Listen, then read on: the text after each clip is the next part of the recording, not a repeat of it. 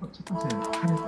지금 연초박에서 나온 PSNA라는 뉴스가 파라는 뉴스가 있어요. 그 분들이 공부를 건강하게 보셨다는 걸 말씀드립니다.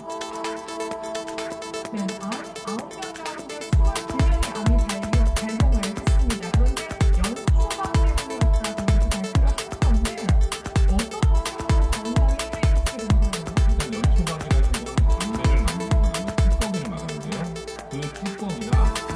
그 뚜껑에서 음식물질 같은 것이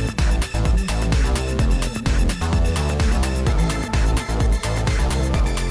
발효를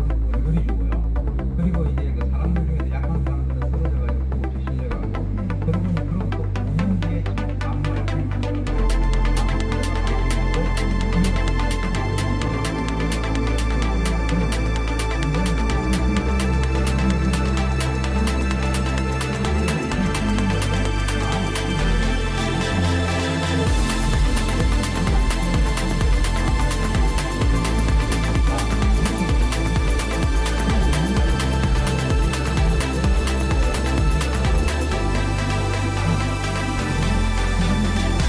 비료를 만드는 그런 공장이었어요.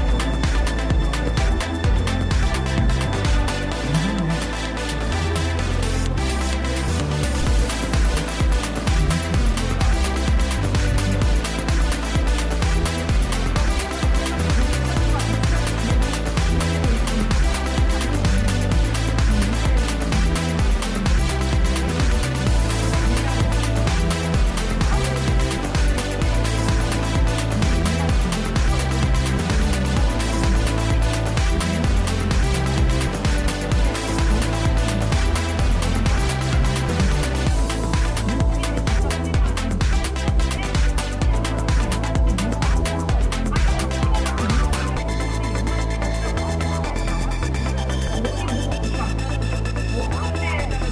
것처럼 발효를 시켜야 되는데 그걸 공장에다가 어떤 다른 기체, 원료방지 시설을 가동한다던가 다른 조치는 있어야 될 것 같은데 왜 조사해봤더니 없어요. 그냥 넘어갔다는 거잖아요. 환경부 관계자에 따르면 왜 조치를 취하지 않았는지 알 수 없다 이렇게 얘기를 하고 있는데 네. 그거는 환경부에서 이제 밝혀내셔야 되겠죠. 네. 그러면 책임 여부를 한번 따져보도록 하겠습니다. 일단 연초밥을 판매한 건 KTNG잖아요. 그런데 사용한 건 금강농산이라는 공장이거든요. 누구에게 책임이 더 있습니까? 일단은 금강농산의 책임이 훨씬 크죠. 근데 이제 KTNG는 책임을 물을 수 있을지 없을지에 대해서는 사실 묻기 어렵다 쪽으로 보는 게 조금 더 맞지 않을까 싶습니다. 다소 회의적입니다. 좀 조심스럽습니다만. 네. KTNG 측 입장이 이거죠. 연초박을 파는 건 불법 아니잖아요. 그죠? 그렇죠. 판매는 불법 아니에요. 네. 근데 이걸 팔아서 분명히 고온가열하지 않고 퇴비로 쓴다 그랬는데 쉽게 말해서 쟤네들이 우리 모르게 불법적으로 고온가열해가지고 교류를 만들었으니까 그거는 저쪽 금강농산의 책임이지 우리 책임은 아니다라는 게 KTNG 입장인데요.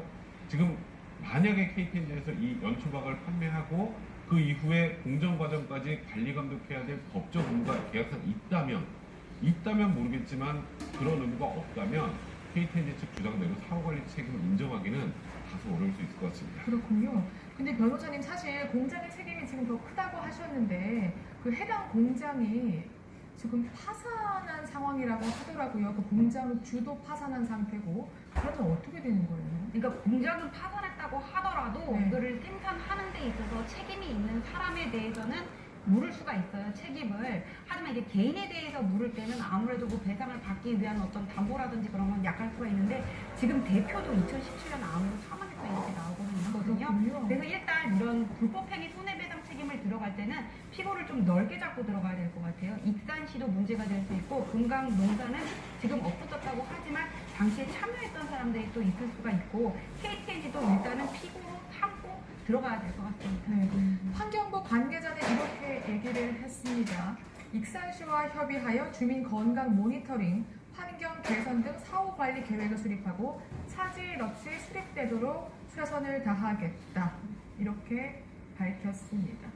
하지만 지금 주민들 상당 부분이 암으로 고통받고 있고요. 그리고 숨진 사람도 있습니다. 당시에 저희가 취재를 한 적이 있는데요. 그때의 목소리 듣고 오겠습니다. 추장한 거로 우리 오빠 돌아가셨지?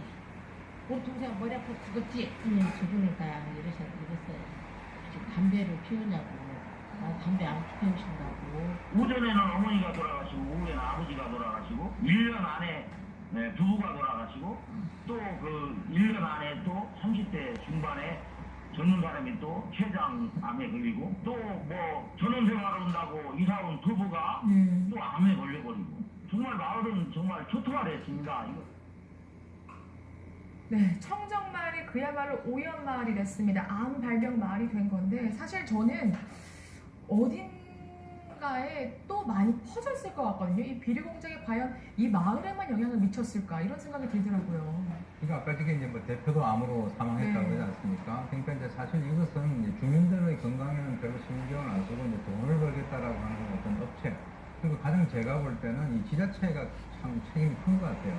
그동안에 여러 가지 어떤 문제 제기를 했음에도 불구하고 문제가 없다, 연관성이 없다라고 하는 것을 지속적으로 해오다가 결국은 이 수많은 사람들이 돌아가시고 이 마을 자체가 어떻게 초토화된 이 상황에서 지금 이제 그 공장에서 일하던 그 노동자들에 대한 역할도 저는 없거든요. 네. 그리고 이제 또 이 마을뿐만 아니라 그 인근에 있는 여러 마을들에 대한 그 조사도 지금 현재는 이루어지지 않고 있다라고 하는 그런 측면에서는 지금 이제 늦었다라고 생각이 될 때가 가장 빠를 때입니다. 그래서 그와 연관된 여러 가지 어떤 조사를 통해서 정확한 원인이 뭔가를 밝혀야 되겠습니다.